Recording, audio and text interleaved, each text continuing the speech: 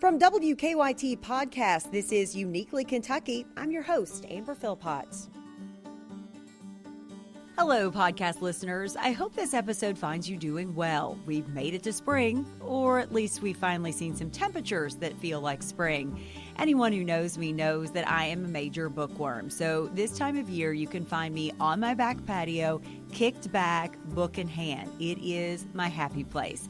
As much as I love reading, I also love learning about authors and how they got their start, where their inspiration comes from, and how they finally found the courage to put pen to paper or fingers to keyboard to make their stories come to life. This month on Uniquely Kentucky, I'm talking with Cory Stringer. I first introduced you to Cory and his dog Bloo in Lexington back in 2018 for a story on WKYT. Bloo has an amazing story of survival, and the second chance at life she was given will melt your heart. Bloo is now the star in a series of children's books written by Cory and written in a cartoon-type style. Bloo's zany antics and fun nature are captured within the pages. Bloo is a beautiful black lab mix with the most perfect Kentucky blue eyes. And while she can't be a guest on the podcast, well, we let her human stand in to tell her story. Uniquely Kentucky with Amber Philpott is brought to you by the WKYT News and Weather apps, available on the App Store and Google Play. Hello, everybody. Welcome into Uniquely Kentucky. I am joined this month by Lexington children's book author Cory Stringer. However, the real star of this podcast are going to be two four-legged friends, Bloo and Roo. But Cory, you're used to that, right? Yeah, I'm just the labor. They're the brains behind the order. Welcome, buddy. How are you? Oh man, I am just so tired right now. But I'm doing. Everyone out there in podcast land, I'm usually asleep at this time. We're recording this in the morning, and Amber's just all nice and chipper, and I'm wearing from the waist up regular clothing, but I assure you from the waist below, I am not wearing regular clothing. I'll be going to take a little nap when we're done with this, but I wouldn't miss this for the world. We are so happy to be here, and I want to ask you a question real quick. So I don't know how many episodes you've done. I think this is like 70, something like that. It feels like it. I don't know. Whenever you open your show, do you ever have a little urge to just like go full on Robin Williams, Good Morning Vietnam? Do you ever do that? No, but I do notice, I can appreciate that, but I do notice that every time I open with the same thing and I'm like, and I have this urge to go, hello, podcast listeners, but I haven't gone full Robin Williams. So, but here's the thing, you can't do it with me because, I'm like, a lunatic. You need to do it with like someone that you have on that's like really, like fancy, like, if you have like Dame super Judy, serious. Yes, like Dame Judy Jensen, like Andy Bashir comes on the show, and you're just like, "Good morning, Kentucky!" And you just go nuts and see what he does. Well, so far I've had no one serious on this show. So see, I can be very serious if you'd like. I'll just be super serious. So we are both wearing our official Bloo and Roo gear. We did not plan this either. People are probably listening to this and we're like, I have no idea what you're talking about. So let's at least first tell people. I said you're a children's book author, and you are. You've got several out now, and they're all based around your dog Bloo, and then came in a friend Roo. So let's go back, Cory. How I first met you, you had rescued a dog, Bloo. I did the story in 2018. Oh God, yeah, 28. It's been a while. Yeah, but the cool thing about Bloo, before we ever get into the books, Bloo had such a story to tell, and I loved it because when we did the story on WKYT, we were able to make a graphic headline for it, and it was "Dog with Tale of Survival Living a Storybook Life." And if that ever fit someone or a story that we did, it was Bloo. So Bloo was actually rescued out of a fire that happened at the animal shelter, right in Knox County. The Knox Whitley Animal Shelter fire. And I had actually heard that it was intentionally set, but someone got a hold of me last year, actually on Facebook, and told me that it wasn't intentionally set, that it was, I think, faulty wiring or something like that. So that's good. I mean, I can't imagine why anyone would intentionally set fire to an animal shelter. So that Yeah. makes me fear about the human species. But yeah, Blue, most of her, I'm pretty sure her mom perished in the fire, unfortunately. She was very, very young, like only a few days old. And we actually saw her. We were watching, you guys, WKYT News, and y'all were covering Yeah. this fire.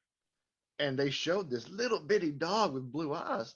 And we were like, oh, that's a really cute dog, having no idea, that weeks later the dog would just turn my life upside down. And my wife told me, she said, let's get a dog, and she runs the house. I just work here. So I said, okay. And so we went to the animal shelter because, want to get a dog, you gotta rescue one. That's my opinion on it anyway. So we go there, and of course all the dogs, they're really excited to see us. And she's looking at this dog. Its name was uh Basil, I think was his name. Basil, Mhm. yeah, Basil. And it was a German Shepherd Rottweiler mix, if I remember correctly. And it was just like all about Emily. And uh, I was kind of wandering off on my own, and I see in this little bitty crate there were two black dogs, and one of the black dogs was literally sitting on the head of the other one, and the one that was being sat on was Blue. And so the dog opens up one eye and looks at me, and I see this blue eye, and it's just Mm. striking. This little black dog, blue eye. And I was like, "Oh, you are just melting my heart." So, and then Blue kind of like gets up from underneath. What turns out to be her sister was sitting on her. She comes over, she like gives me a little lick right through the crate, and I was like, "Well, that's it. You're coming home with me." And they wouldn't let us take her because she Mhm. had just got spayed, Yeah. so we had to wait. And the next day, we just rushed right over there first thing in the morning to get her. And PetSmart had come and taken her before they even opened, so we had to rush all the way back across town to the other side to get to PetSmart. And we get there, and and they're having like their weekly adoption thing, and everyone's gathered around the crates picking up the dogs, and I'm frantically trying to find who I'd already named Blue, you know. Oh. And I see one dog off by itself, asleep. And so I just walk over to it, and I flick the crate just a little bit, and that one blue eye opens up. And I was like, mine, yank, and I just yank it up, and everyone sees the dog, and they're all like, oh my god, I want that dog, and I'm like, no, it's mine, go away. So we just go off and bond, and Blue was sweet and innocent for like maybe the first half hour that we had her, and then she just went psychotic, and it's been 8 years of just nonstop Blue madness since then. So So Blue is this beautiful, she's a black lab. Is she a husky mix? she's a lab. We actually had the doggy DNA thing done. So is Blue is a Weimaraner Terrier mixed with a cattle dog, um, a Staffordshire Terrier, Black Lab, Husky, uh, different kinds of flubber because she's fat. I mean, it's just so many different kinds of dogs. So I think what I loved about Blue when I met you guys and I came over to the house for the story is that she was just totally unaffected. Like oh yeah, you say that she loves to watch television, and by goodness, if that dog didn't get in her chair and literally be like, yeah, okay, shoot some video of me. Like, here's what the I thing do. is, you guys came during the time when Blue's usually asleep. Blue, like her daddy, is a night owl. So if y'all had for some reason been there to shoot at like around 10 o'clock at night, you would have seen the full Blue experience where she will if you could see all the toys that are on the floor right now. I mean, we have a pretty big living room, and I'd say at least a third of it is just covered in uh BarkBox toys. And all these toys are not out on the floor. This dog will walk over to one of her baskets that we keep the toys in and will start getting the toys out and put them back on the floor. So she goes nuts every night. Every night. She acts like a puppy. And it's just a shame you all missed that. You all got to see the chill Blue that everyone else gets to see. I get the real Blue, which is what prompted me to start writing the book. So I was like, this dog is a lunatic, and I barely have to tweak the things I put in the books. It's just I make them sillier. That's all I do. So it's funny because she literally likes to watch. Well, first of all, I should say you are sort of a movie, TV, just nerd. And I use that lovingly because I'm a nerd in so many ways. So Well, it's before I fitting did that this, your I was dog actually into loves it. some of the same things like Scooby Doo on He TV. loves Scooby Doo. Yes, he does. If a dog on a commercial comes up, of course, that just irritates her to no end, and she has to let everyone in the world know there's a dog on TV. But she does watch Scooby Doo. I swear, I wasn't kidding when I said she watches when we have you guys on. She recognizes you. She recognizes your voice, and she'll be watching and waiting. I think she's actually waiting for animals to show up. So whenever you guys say like, coming up next, we have an animal who needs adoption, I'm like, oh, gotta change channel, or I'll just mute it. So and Blue knows when I mute it for the commercials, that's when she really starts looking at the camera, like Oh, I on the love it. TV, like, oh, there's gonna be a dog coming up here, and I'm gonna get it. But she is just such a handful. And if I hadn't already been shaving my head before I got her, I probably would have lost my hair just from trying to keep her from eating everything she Well, I sees. was going to say labs are no joke. I had a lab growing up. She was the best dog, but she literally ate everything in sight. Oh, so you She know. Yeah. loved she loved golf balls and would literally chew them down until you got to the all of the insides. There would be Yep. nothing of the insides left. So I Oh, yeah. understand a Mhm. lab and the chewing on everything. Dude, you know what we did literally? Well, in my brain, because I haven't been asleep yet tonight, but last night for normal humans. So every night we go for walks. So if anyone, I can't say the street because I don't want it to be out in public, but you know where I live. So we're up and down the streets all night long whenever she wants to go for a walk. So people just see us out there. I'm the crazy bald guy with the big fat black dog. There are some geese who have taken up residence right across the street, and you wouldn't think they'd want to live literally in a parking lot, not in a tree, just like in like a median. I mean, these Mm-hmm. geese are sitting on eggs, man.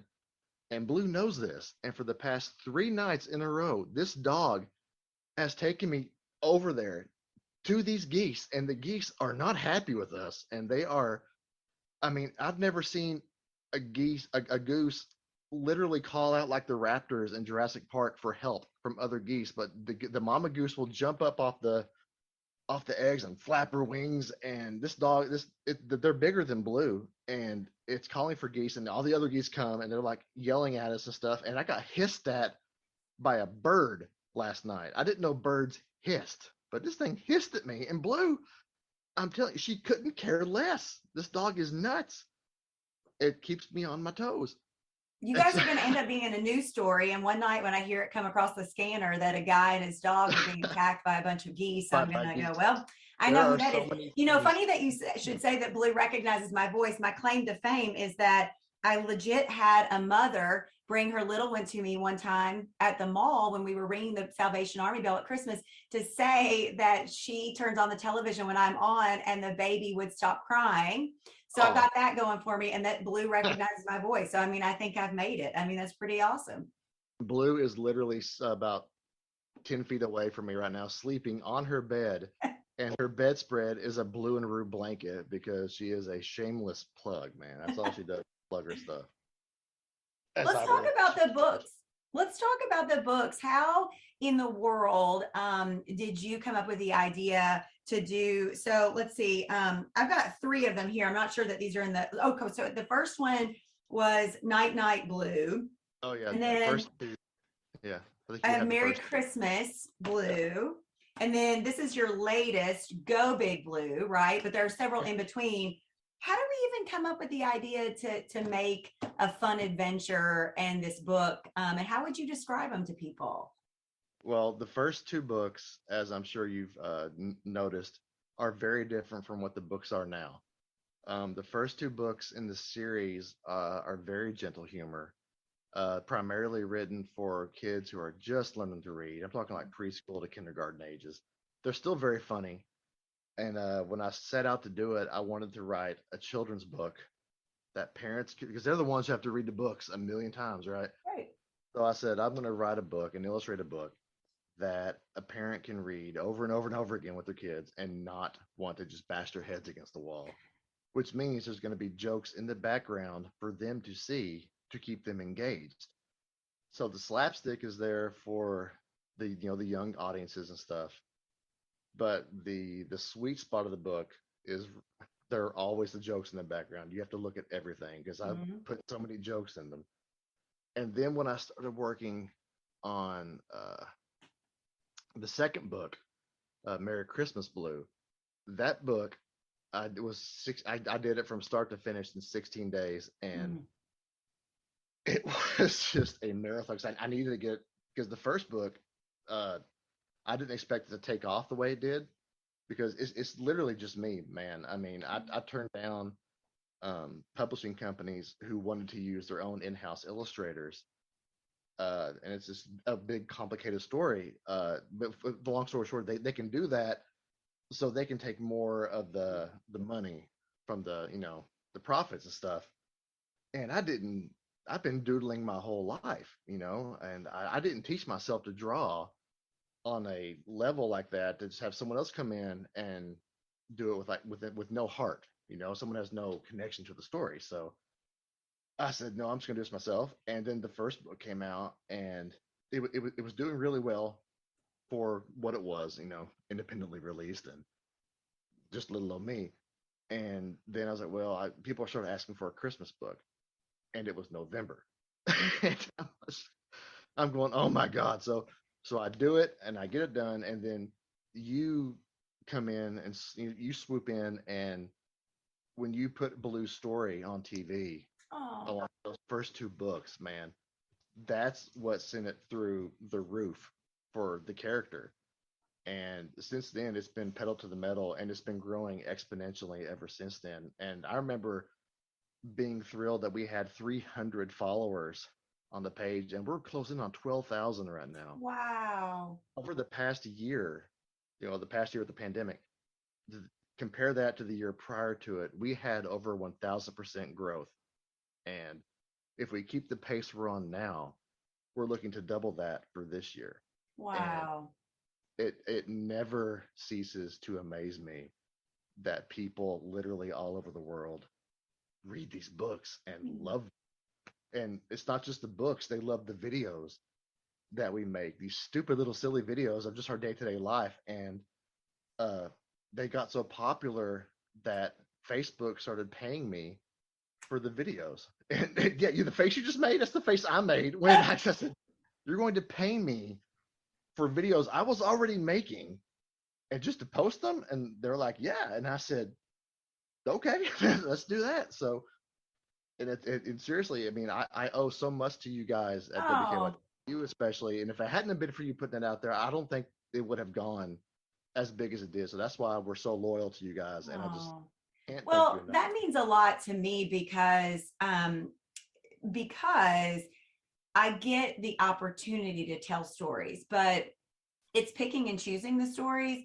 And Yeah. I think a lot of times in my world, people will say, well, why do you kill yourself to do so many stories? And it's not like that for me. It's like when someone like you that I have no idea reaches out and you see the value in this humanistic story of a dog and her owners, and you tell that story, you just don't know how that can and so I take so much pride in that because it's why I do what I do. I get the privilege of being on television every day, but it's really It's about a lot of telling work. stories, It's a lot, you yeah. know, when I was in college, when I was at UK, I went into broadcast journalism for a semester. And the funny thing is, they told me I remember them saying, they said, you're too big and muscular to be an anchorman, and you have a shaved head. You'll scare people. That's literally what they told me. And I said, okay, well, I don't want to be the guy they send out to the murder down the street. So Yeah. I'm gonna go another route. And so that's when I majored in history. But before I started doing the books, I don't know if you Googled me or anything before our interview and stuff. I'm sure you found out I did movies. I was an Mhm. actor. So I and when I was a kid, my first memory was seeing E.T. in a movie theater. And my mom, I know you're listening. My mom says she was there. I have no memory of her being there, but I'm sure she was. But I remember my dad being there. Mhm. That's my first memory. So I've been obsessed with movies ever since then. And you can totally tell that in the books because they're very visual, and I literally storyboard them Hmm. like a movie. So I just took my experience in the movies, and by the way, when I say movies, I mean some of the worst movies that have ever been made. If you look me up on Google, you will see some truly terrible movies. I love the people I made them with; they're still my friends to this day. But let's not kid ourselves. Santa Claus versus the Zombies in 3D is not going to win any Oscars anytime soon. All right. Oh, I can't believe that wasn't a banner movie that year. I can't Oh, just imagine that was. it was so good. We shot it in April, and you can tell. Can I Bad. tell you also that in terms of you saying how thankful you are that we did this story, and that means the world to me, but also another moment that meant that I made it in the world was being able to Oh have God, this here it is. right Look. here. I mean, this stays in my office. I've been No, made into this a really stays character in office. before, but this, very Oh, good. look how psychotic you look. I've gotten much better at drawing you since then. I mean, it's just, Look at you. You're like, it's a lot of yeah, teeth, a lot of teeth happening. I know, but look how big your mouth. You're like the Joker. I'm so sorry. Oh, you poor thing. Well, it's still very special to me. Thank you. I appreciate So, that. so Blue is in all of these books, and then all of a sudden pops up a sidekick because every great cartoon needs a sidekick. So where did Rue come from? Well, Blue and Root are both rescue dogs, and they were both under a year old when they became just best friends, inseparable. And Melody, if you're listening, she's Rue's owner. We love you, and I'm so happy you're in our lives. I just Oh. we call her my second wife. So she is with us all the time because of Rue, and she likes to say that we have joint custody of Rue. So he's here all the time with us, and we love him to death. And so their dynamic, what I wanted, the more time I spent with them and seeing them hang out together, I noticed like I said, these two are like Laurel and Hardy. They are like a full on comedy team in dog form. So I wanted to put Rue in the second book, Merry Christmas book. It was originally going to end with Blue being surrounded by this mountain of presents, which is not an exaggeration of her real life. And so she's just going to be living it up, living the big life. And she's going to see on the TV you all talking about these dogs that need adopting for the holidays, and she would see Rue, and so it was going Mm-hmm. to end with them going to adopt Rue. But I was running out of time, man. I didn't have time to put that in the book, so I ended it the way I did, Mm-hmm. and then okay, Rue is definitely going to be in book 3. Oh. And when I started working on the third book, that's when the series started to change, because as soon as I brought Rue into it, I knew I was onto something. And so it went from being like these, still funny, but gentle children's books, rhyming, and everything, to gradually becoming more and more. They're so insane, and so they're Looney Tunes, man, and that's what they became with the introduction of Rue. And I'm not kidding. When Rue came into the books, they went through the roof all over the world, more so than they were, Oh, and that's awesome. they became a comedy team, and there was no looking back. And so I put Rue in the fourth, the fifth, the Mm-hmm. sixth, and seventh, and they have equal billing now. So it's What I love about the book is like when you it's almost like it's like a Where's Waldo of I jokes because literally put it's like Waldo you're in the looking at new the book. page, there's always something else that you've got to be focused in on. And so Oh, it's like truly like a Where's Waldo of like trying to figure out what am I supposed to be looking at to get all the did you jokes. see So Waldo? I literally put Waldo in the new book. Did you find him? maybe I haven't. I didn't know that. Oh, you weren't paying attention. No. Uh, Okay. Well, it's the I did football book. notice that there was a lot of Burt Reynolds. I did notice that a lot of Burt Reynolds shows up in this book. And I was like, I don't know what the Uh, infatuation is with Burt Reynolds, but there's clearly one. I can't believe my wife didn't materialize in this room. I torment this poor woman with my Burt Reynolds obsession. I love Burt Reynolds. I think he is hilarious. There are count them, two Smokey and the Bandit posters in this room. And if I were to turn the camera slightly to my right, we have a wall of Burt, of classic Burt Bless your wife's posters. heart. And she is tormented. I always torment her with the movie Gator, and everywhere she goes, she sees little gators, and I'm so happy. I swear I'm not doing anything about it. She just sees it, and like the song "Eastbound and Down" haunts her, and I can imagine. oh, she exists for me to torment, and it's a miracle she hasn't killed me in my sleep yet. It's just a matter of time, honestly. More with Cory Stringer when we return. Get more local news and weather at a more convenient time. Watch WKYT News at 10 on the CW Lexington with Amber Philpott, Bill Bryant, and Chris Bailey. Cory, what I like to try to, do with the podcast is obviously like, tell people's story, but also, give people an outlet. And there are a lot of people, I think, that look to other people that are creative like us to go, well, how did you do it? How did you get there? So, where did you find sort of the courage to go out on your own and say, I'm going to start this, and then also keep it going once it did become successful? I think a lot of people want to write and they have ideas. They just don't know how to put it on paper. And quite frankly, they don't know how to get it into this form right here where it's tangible for people to purchase. Well, as for me, it was actually, you can actually blame my mother. She had been pestering me for 2 or 3 years. It was like, you need to do a children's book, because I had written children's movies back in the day. And she said, just do a book. You could take Bloo, put her adventures in a book. And I resisted it for the longest time. I was like, no, I said, I just want to focus on movies, blah, blah, blah. Even though they were terrible, I still wanted to focus on movies. And then I remember I was reading Calvin and Hobbes. It was at Christmas time. And I said, I can do this.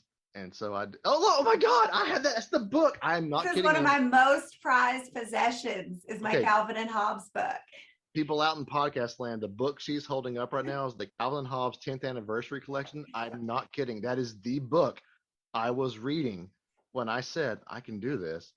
Being I could already draw, not great at that time. So I just sat down and I started doing some rough sketches on a notebook paper of Bloo. And I took things that have really happened and I just tweaked it a bit, made it silly. And I started off drawing it all by hand on paper, as you remember. And then after I did it all by paper, I decided I want to do it digitally.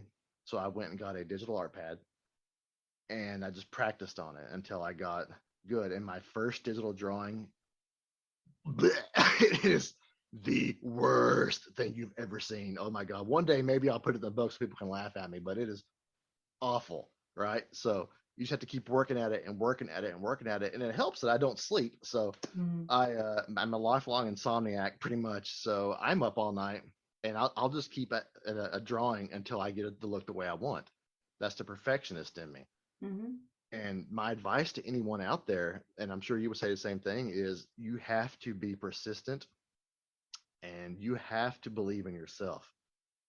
Even if no one else does believe in you, you have to believe in yourself. And I've been so lucky to have so many people believe in me, even before the first book came out. Yeah. I have phenomenal parents who have no problem having a daydreaming weirdo as a son, and my wife who lets me be the overgrown 12-year-old that I am, and all of my friends. So, and if you don't have that in your life, you can always find it somewhere else. Yeah. You can, there's groups you can join. Just believe in yourself. Hell, reach out to me. I'll talk you through it if you want to. Talk to Amber. She's fun to talk to. Yeah.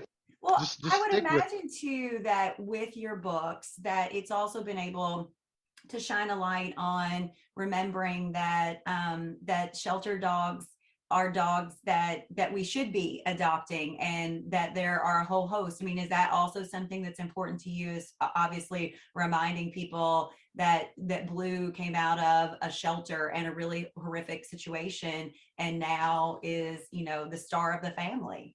Oh yeah, whenever I do interviews, we've done international radio broadcasts. Anything we've done it. I always tell where Bloo came from, and I always try to push, adopt, don't shop. Mm-hmm. I don't look down on people who's like, oh, we had a purebred thing made for us. That you do you. That's fine. For me, I will always prefer to rescue, and we got the 2 best rescue dogs on earth, and they are so lucky. And this dog is snoring. I don't know if it's picking up on the microphones, but she is snoring. It's my life. I'm telling you. I do nothing but work out, play with these dogs, draw, think up merch ideas, and work on the website and edit the videos. It's literally all I do from the moment I get up until the moment I finally pass out. It's all I do. That's it. Well, let's tell people as we wrap up, let's tell people it is important to me to give you the platform. So tell people, how do they find Bloo and Roo books? How do they find the merch? How do they keep up with you guys to see what these crazy dogs are into next? Easiest way to do it is to go to their website, which is www.blooandroo.com. That's BLOOANDROO.com. So whenever I say Bloo and Roo, people I typed in the color and it's not showing up. Big Bull. Blue's name is BLOO, not BL. So that's my fault. She made a little aroo sound. So that's why it's Bloo, not the color blue. So go to their website. They're all over social media. They are extremely popular on Facebook, which boggles my mind, but they are. So if you just look them up, Bloo and Roo on Facebook, Bloo and Roo on Instagram, Bloo and Roo on TikTok. We are getting ready to launch BlueTube, their YouTube channel, because sleep is for weirdos. It's overrated. It's totally overrated. You know, I mean, I've seen you guys there late at night when there's like a game or something. You guys are on at 1 a.m. You guys are glassy. Yeah. And I've been, the newest book, Go Big Blue. The last day I was working on it, I worked until noon to finish the last illustration in the book, which was the hardest one to do because all the characters are involved with it. And I remember I was doing anything I could to keep myself awake. So I put on the morning show, which I'm never around to watch, right? These guys, I don't know if you ever watch it, they are mainlining coffee on the air. I'm talking about Kristen Kennedy and the guy Victor. Dude, they are mainlining. They're not even trying to hide it. They're like reading the news and just chugging coffee. It's hilarious. It's like I always think they should have like an IV line of coffee, just a complete IV drip of coffee constantly. Do you still wear fluffy slippers under the table when you do? I do. I actually have. I brought these home. These are the ones that I used to have at the station, but I have them on now.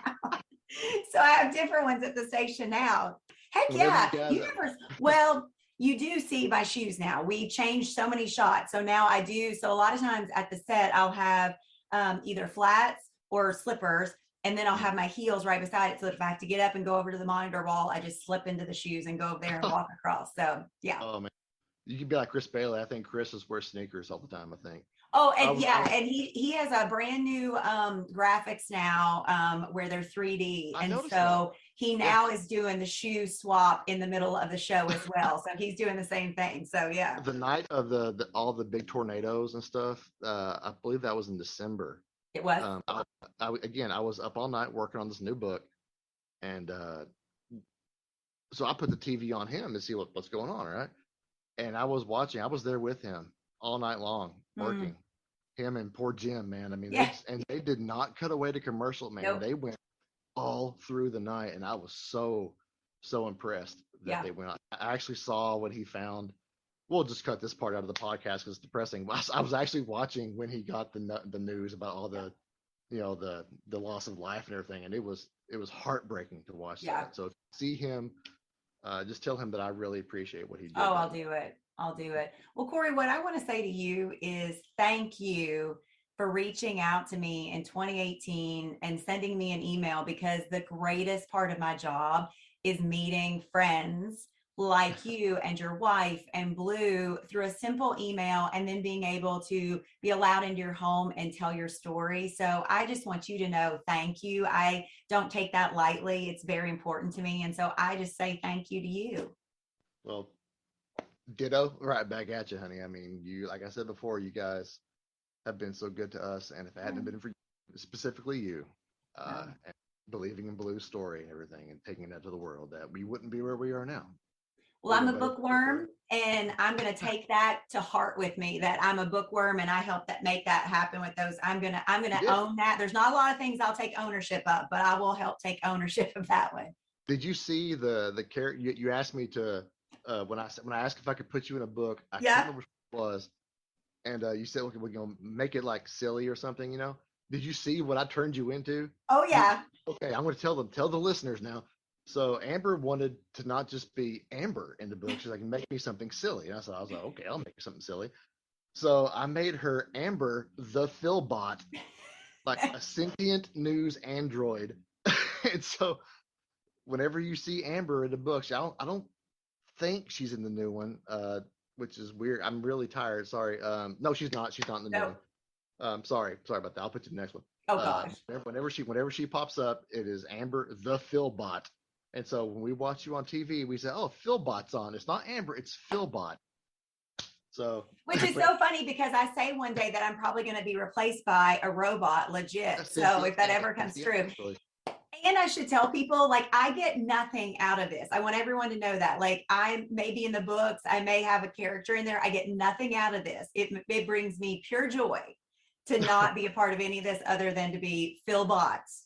Well, if I hadn't, yeah, I wouldn't have done it if I hadn't had permission. That's not the Absolutely. thing. Cory Stringer, thank you so much for being a part of Uniquely Kentucky. Listeners, if you're out there, go check it out. You will love it. It is hilarious. It gets you out of the real world for a few moments if you dive into these books, both children and adults. So, Cory, thank you. Thank you for having me. I really appreciate it.